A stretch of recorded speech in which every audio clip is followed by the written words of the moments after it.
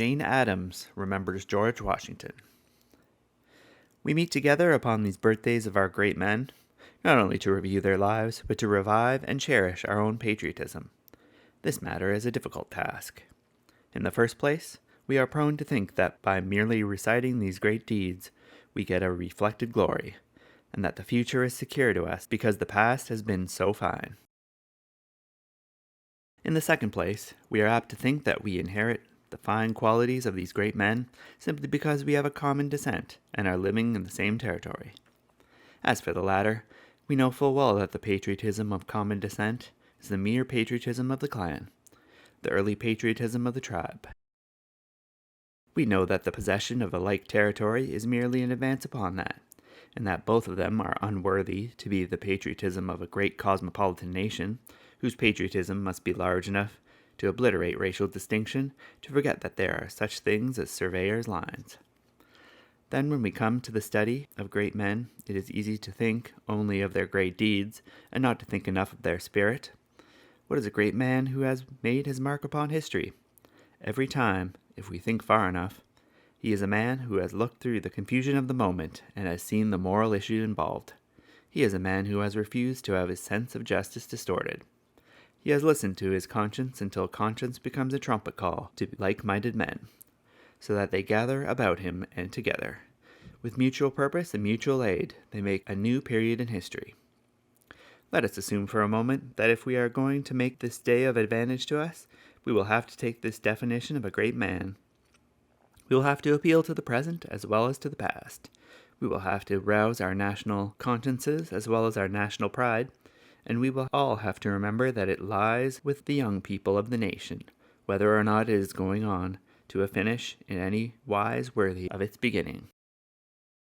If we go back to George Washington and ask what he would be doing were he bearing our burdens now and facing our problems at this moment, we would, of course, have to study his life bit by bit, his life as a soldier, as a statesman, and as a simple Virginia planter. First, as a soldier. What is it that we admire about the soldier? It is certainly not that he goes into battle.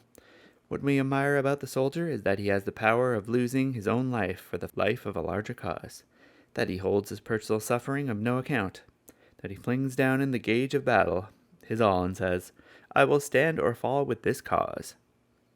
That, it seems to me, is the glorious thing we most admire, and if we are going to preserve that same spirit of the soldier, we would have to found a similar spirit in the civil life of the people, the same pride in civil warfare, the spirit of courage, and the spirit of self-surrender which lies back of this. If we look out upon our national perspective, do we not see certainly one great menace which calls for patriotism? We see all around us a spirit of materialism, all undue emphasis put upon material possessions, an inordinate desire to win wealth, an inordinate fear of losing wealth, an inordinate desire to please those who are the possessors of wealth. Now let us say, if we feel that this is a menace, that with all our power, with all the spirit of a soldier, we will arouse high-minded youth of this country against the spirit of materialism. We will say today that we will not count the opening of markets, the one great field which our nation is concerned in, but that when our flag flies anywhere, it shall fly for righteousness as well as for increased commercial prosperity. That we will see to it that no sin of commercial robbery shall be committed where it floats, that we shall see to it that nothing in our commercial history will not bear the most careful scrutiny and investigation, that we will restore commercial life, however complicated, to such honor and simple honesty as George Washington expressed in his business dealings. Let us take, for a moment, George Washington as a statesman.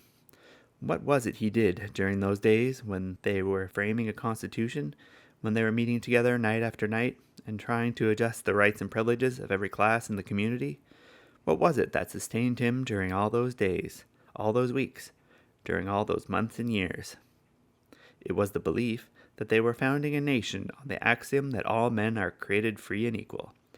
What would George Washington say if he found that among us there were causes constantly operating against that equality? If he knew that any child which is thrust prematurely into industry has no chance in life with children who are preserved from that pain and sorrow, if he knew that every insanitary street and every insanitary house cripples a man so that he has no health and no vigor with which to carry on his life labor. If he knew that all about us are forces making against skill, making against the best manhood and womanhood, what would he say? He would say that if the spirit of equality means anything, it means like opportunity, and if we once lose like opportunity, we lose the only chance we have toward equality throughout the nation. Let us take George Washington as a citizen. What did he do when he retired from office? Because he was afraid of holding office any longer might bring a wrong to himself and harm to his beloved nation. We say that he went back to his plantation on the Potomac. What were his thoughts during the all too short days that he lived there? He thought of many possibilities, but looking out over his country, did he fear that there should rise up a crowd of men who held office, and not for their country's good, but for their own good? Would he not have foreboded evil if he had known that among us were groups and hordes of professional politicians who, without any blinking, or without any pretense that they did otherwise, apportioned the spoils of our office, and considered an independent man as a mere intruder, as a mere outsider? If he had seen that the original meaning of office holding and the function of government had become indifferent to us, that we were not using our foresight and our conscience in order to find out this great wrong which was sapping the foundations of self-government, he would tell us that anything which makes for better civil service, which makes for a merit system, which makes for fitness for office, is the only thing which will tell against this wrong, and that this course is the wisest patriotism. What did he write in his last correspondence? He wrote that he felt very unhappy on the subject of slavery, that there was, to his mind, a great menace in the holding of slaves. We know that he neither bought nor sold slaves himself, and that he freed his own slaves in his will. That was a century ago. A man who a century ago could do that, would he, do you think, be indifferent now to the great questions of social maladjustment which we feel all around us? His letters breathe a yearning for a better condition for the slaves, as the letters of all great men among us breathe a yearning for the better condition of the unskilled and underpaid. A wise patriotism, which will take hold of these questions by careful legal enactment, by constant and vigorous enforcement, because of the belief that if the meanest man in the Republic is deprived of his rights, then every man in the Republic is deprived of his rights, is the only patriotism by which public-spirited men and women, with a thoroughly aroused conscience, can worthily serve this Republic. Let us say again that the lessons of great men are lost unless they reinforce upon our minds the highest demands which we make upon ourselves, that they are lost unless they drive our sluggish wills forward in the direction of their highest ideals.